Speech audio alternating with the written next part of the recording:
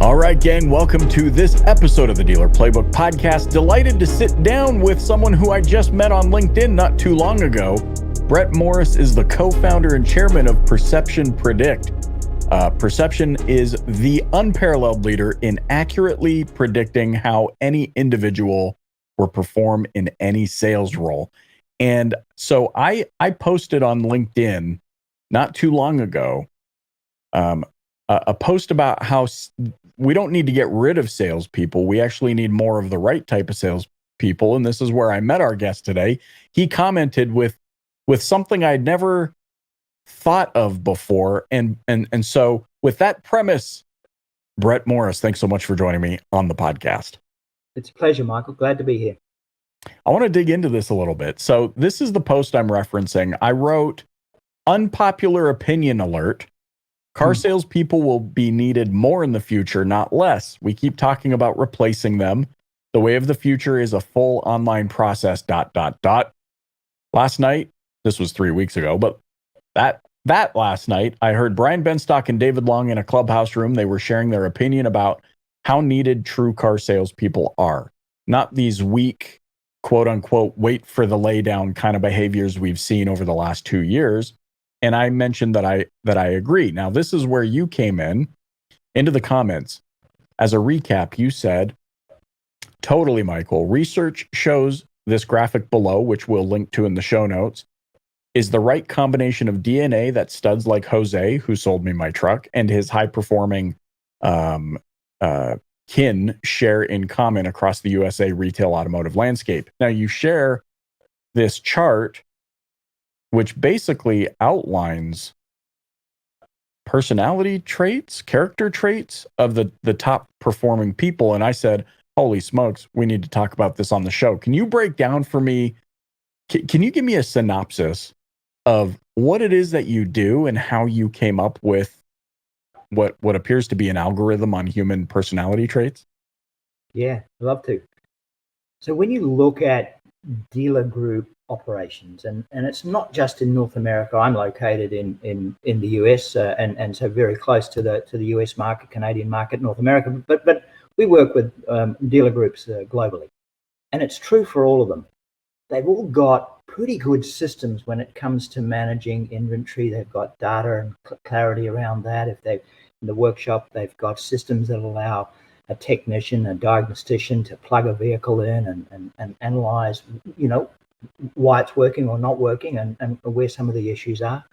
They've got financial systems that allow them to get a very good handle on assets and liabilities and cash. Imagine doing that using your inbox. And marketing systems, lead generation systems, used car pricing and inventory systems. There's a system for pretty much everything in dealer groups. Yes, there could be some improvement of them, but when it comes to people, there isn't a true people intelligence system.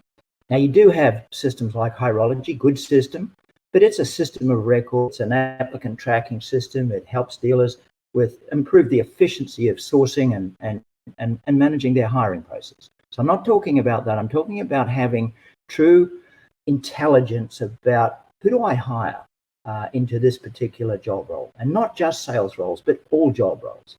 And how do I find how do I fish in a broader pond of people to find the right technicians that I need going forward? And how do I find better service advisors?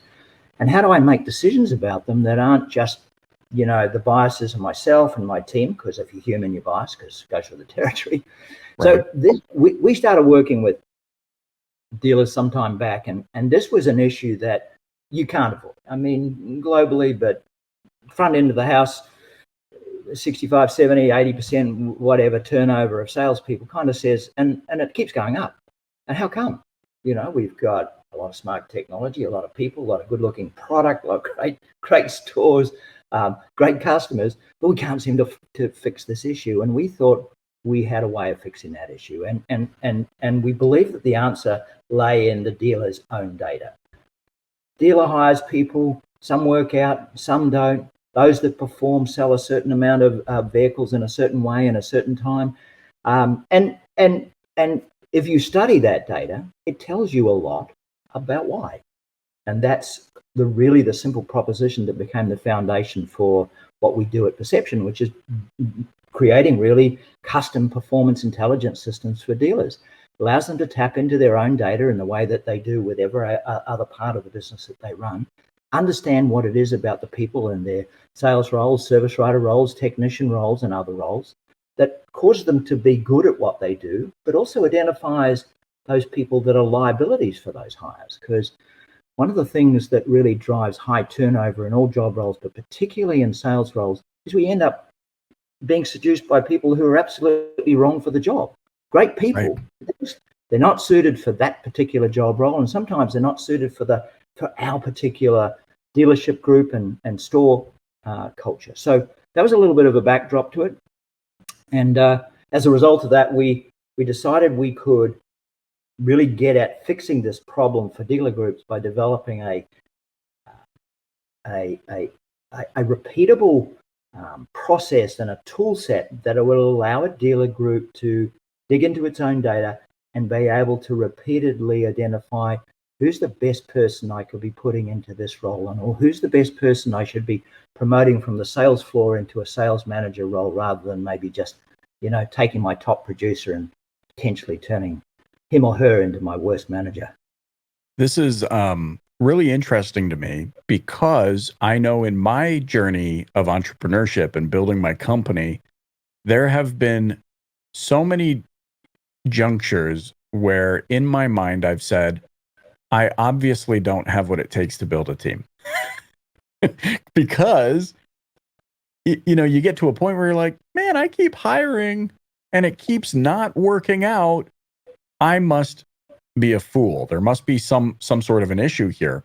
So let me ask you this. I'm looking at the screenshot that you shared with me in conjunction with a statement you made here in your comment on my LinkedIn post that says,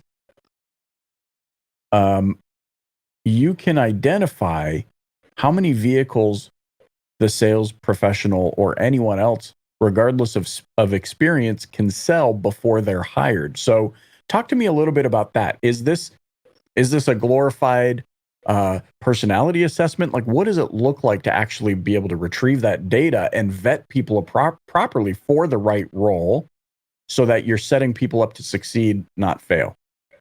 Yeah. And there's clearly a bit of, when you're doing this, there's clearly a bit of complexity around what we do. We Sure. hide from the store because dealerships are time poor. They all know that. The statement of the obvious, right? And so when we help them, we've got to do it in the most quick, efficient way that gives them guidance, intelligence, and a heartbeat. Mm-hmm. And the way in which we get at that, though, is we study a group of salespeople. For instance, we took 400 people on the showroom floor of Mercedes-Benz 30 Mercedes-Benz dealerships. We studied the job roles we do with all job roles, even though we might have looked at it 10, 20 times previously. We continue to analyze the job role, because doing this globally, you find that a salesperson selling, highline vehicles on the east coast of the USA is actually different to Singapore, different to Malaysia, different to Australia, different to Canada, different in London, and that's because the job roles have a little bit of difference, and sometimes a great deal of difference through them. You go to BMW in Singapore, 6-story building with 65 sales consultants in the one building. They are not fed leads. They have to go find their own leads, and consequently their expected quota per month in terms of vehicles is six per month, whereas in a highline store it might be 10 or 12 or vehicles per month. So my point I'm getting to, hopefully, is that in any job role, but in an automotive dealership sales role, that role places certain cognitive and emotional demands on a human in order to perform at it. What we do in our work is we use talent science and data science at scale to understand what is it about Brett or Michael or Mary or Sue and their DNA, their makeup, their psychological makeup, that makes them good at what they do, or makes them potentially a liability, and therefore they're better off in another job role.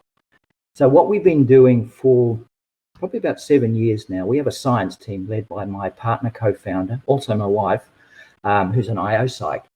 And we've developed an inventory over 450 discrete research-validated measures of things like patience and curiosity and grit and emotional intelligence and resilience and so on. Just literally hundreds of them.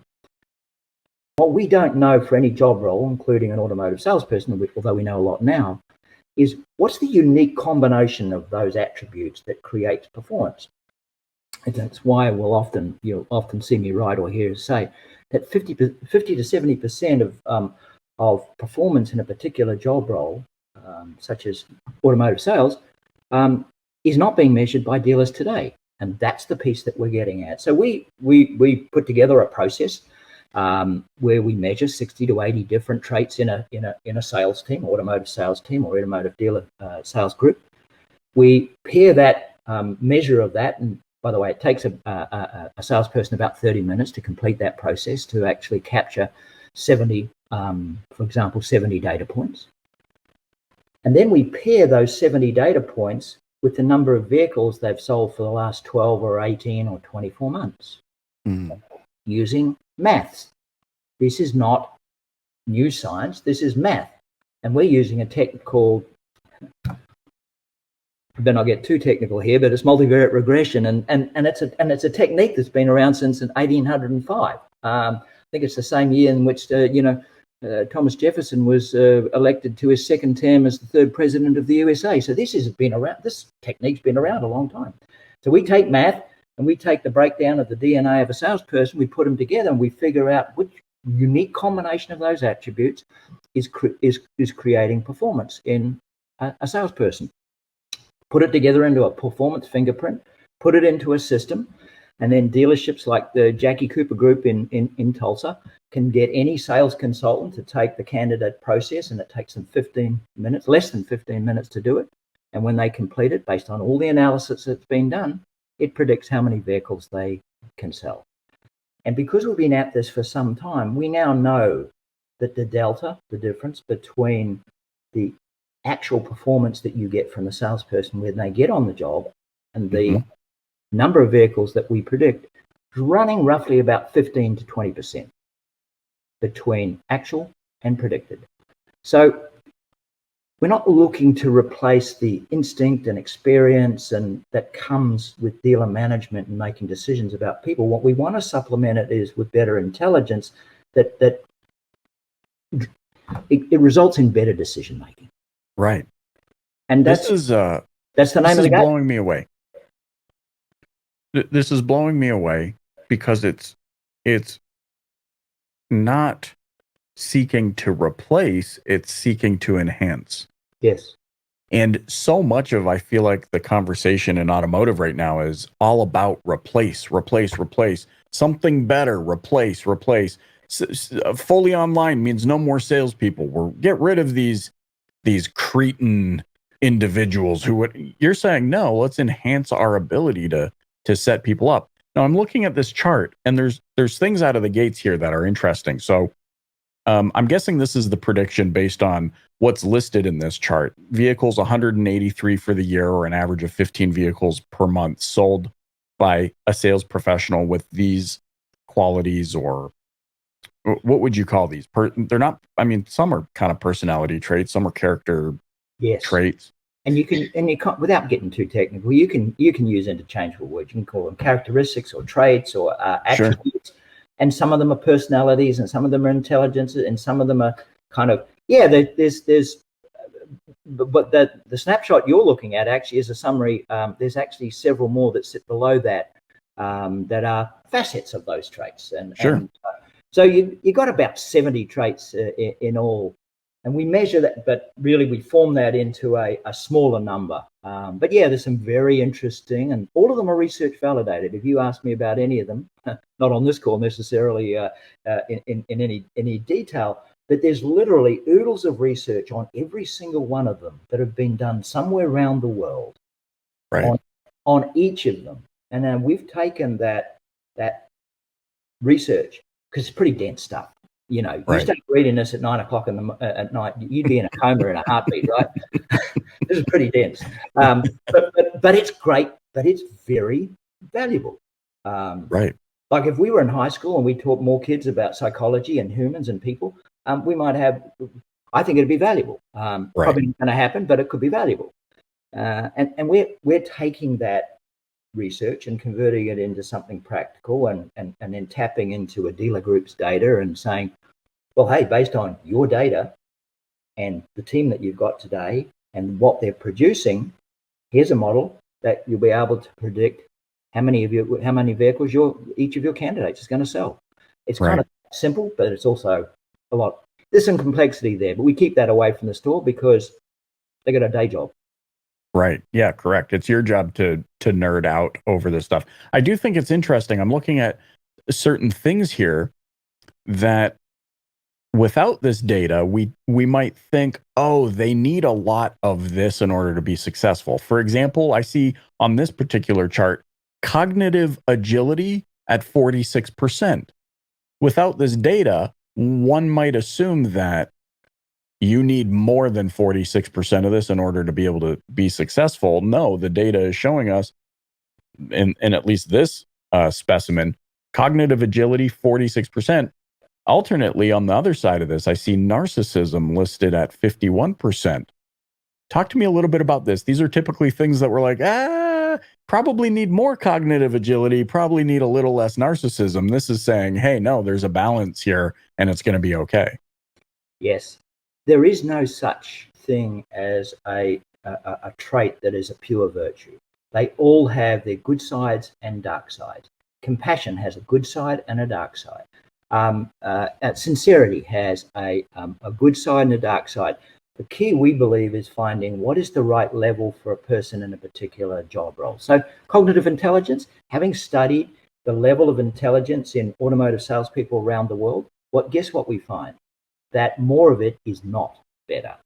IQ is overrated. I mean, there's an old sort of saying about, hey, this business of selling vehicles is not rocket science. And that's not meant to be derisory of the role. It's really meant to say, if you give people the right tools and knowledge and give them a process that they can follow and they can work, you don't have to have high levels of intellectual energy to connect with people and customers and understand their needs and etc. and be able to help them. And that's what and that doesn't come from being a super bright, intellectual. It comes from a combination of other traits, and that's what so yeah, it's a really important point. You don't have to have high intelligence. Now, as you get into other job roles, more of it can help. But on the other hand, narcissism is definitely a negative inhibitor to performing well, because this is the sense of entitlement and grandiosity, and I think I'm great because of who I am. That's what really that narcissism is. And our research shows very clearly that as narcissism increases, sales performance goes down. So go ahead. And hey, by the way, one of the interesting things about narcissism is it's incredibly seductive. And it is one of the things that narcissists are good at is seducing recruiters and hiring managers, because they layer on the charm. And then they exploit our biases, and we think, oh, I love this person, I've got to hire them. And we do. And then we find out later, oh, that was a poor decision. I'm looking at this and I'm seeing, okay, I see narcissism, 51%, psychopathy, 47%. I'm thinking, my brain in me says between the two of these, we might have a Ted Bundy on our hands. But contrasting it against all of these other things, I see gratitude of 86%. Very interesting. This really resonates with me, that gratitude makes its way onto this list. Right. But you know what comes to my mind, Brett? I'm so intrigued by what you've accomplished here.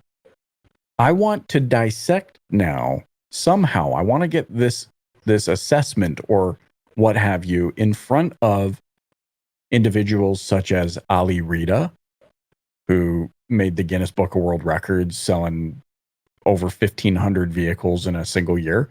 I would love to see I would love to dissect his data and look at it and say, interesting. But then contrast it against other individuals like Frank Crinite and some other top performers that we tend to look to in an industry to finally say, aha, look at what they have in common. Let's take this group of the 10 most highest performing sales professionals, highest selling car sales professionals in the industry, and let's see these parallels between each of them, those common pieces.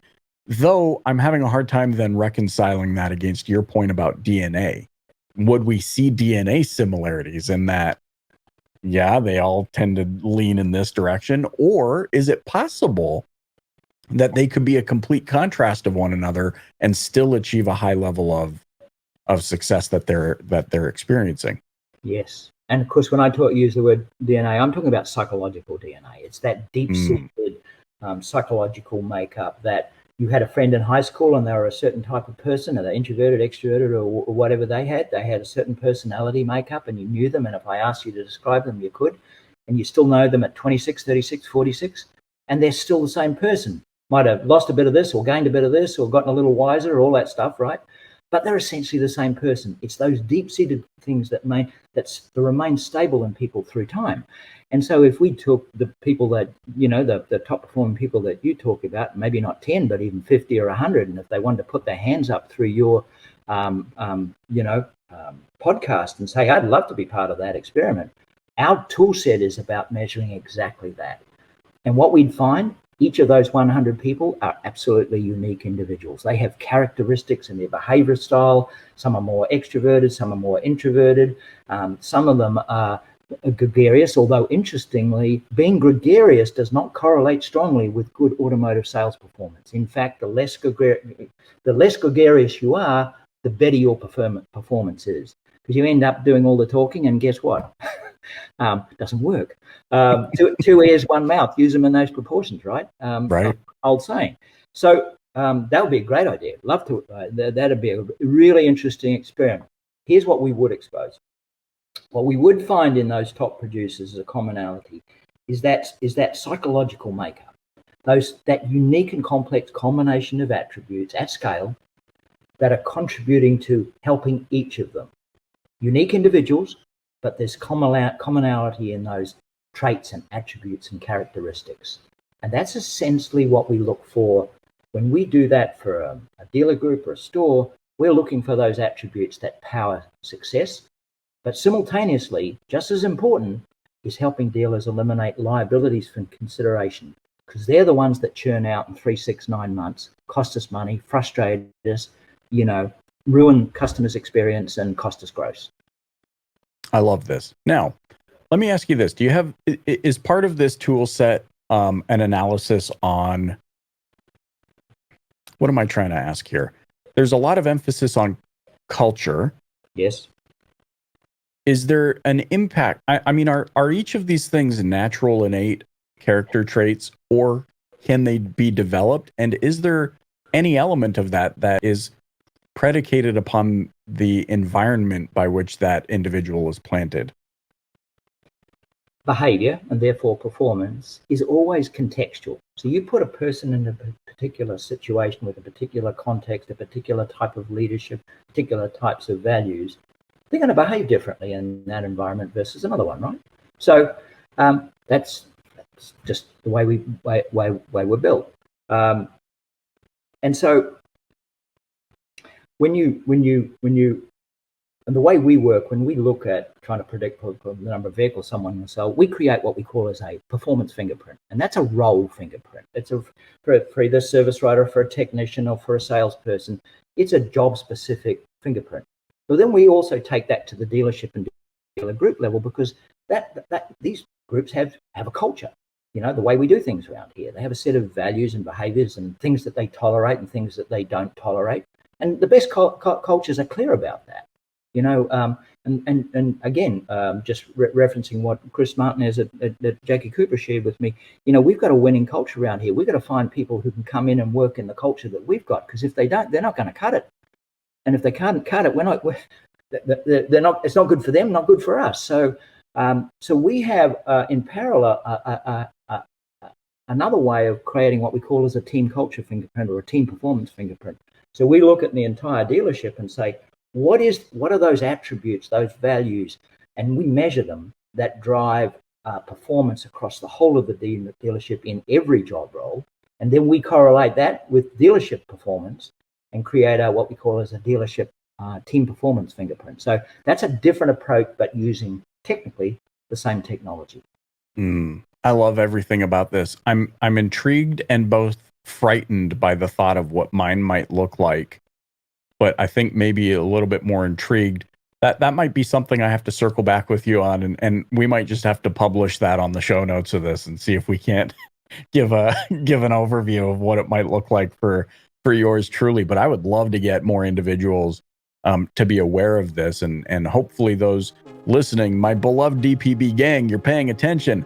Hey, forget the money ball. We can actually visualize the data and help position individuals where they are most likely to succeed. And I think this is so fascinating. Brett, I am so grateful for your time today. How can those listening get in touch with you and learn more? Thank you, Michael. Probably the easiest thing to go is to perceptionpredict.ai/automotive. And you'll see some background on us. And indeed, this is Moneyball for sales for automotive, and actually for all job roles in retail automotive. Thank you for inviting me on.